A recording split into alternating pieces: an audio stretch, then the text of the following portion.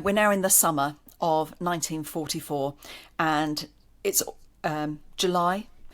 In June, the Allies have come through D-Day. They're back in continental Europe, and they're pushing the Germans back.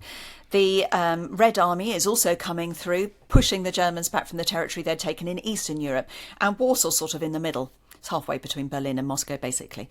And so the Poles feel it's really important. They have the Home Army, and they've been planning for years to rise up against the Nazis at the right moment when they know they can get support from the Allies. The Allies are closing in from two sides now.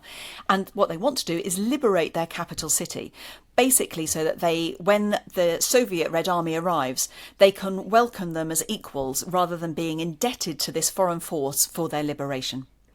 So they plan it, they're coordinating with London. There are some communication issues, but they decide to rise up on the 1st of August, and they think it will take them a couple of days, perhaps a week. They're prepared to hold out for 2 weeks until the Allies come, either from the west or eventually, from the east, and then they will, hopefully be able to hand over a pre-liberated country. But in any case, they're waiting for the right moment. And it's clear the Germans are now being beaten back. Their morale is very low. So they rise up 5 o'clock on the 1st of August. It's incredibly coordinated. They take some very important targets early on, but not all of the ones, none of the bridges or the airfields, which were obviously strategically important for supplies. And they keep fighting.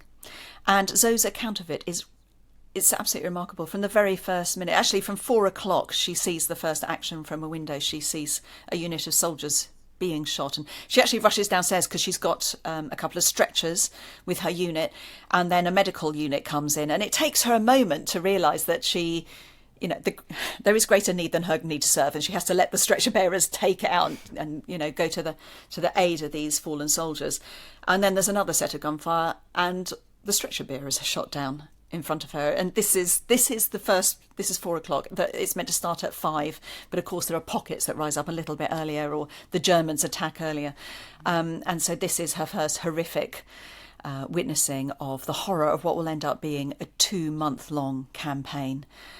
So hugely desperate fighting, appalling atrocities from the Germans, and the Red Army arrive and basically set up camp on the far side of the Vistula River and wait for the Germans to take out a large proportion of the Polish resistance, and I suppose not lose their forces in that battle as they want to use them going forward towards Berlin as well.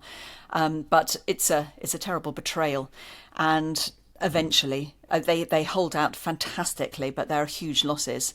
And eventually Warsaw has to capitulate. And then only when the Germans have completely destroyed Warsaw. And we have to remember, this is one European nation completely flattening the capital of another European nation, decimating the population. The civilian population are trying to hide in the cellars and basements. No one thought they were going to have to hold out for 2 months. And Zoe plays this hugely important role. You can imagine how important it became to get fresh water, food supplies in, medicines and equipment. So she is coordinating that.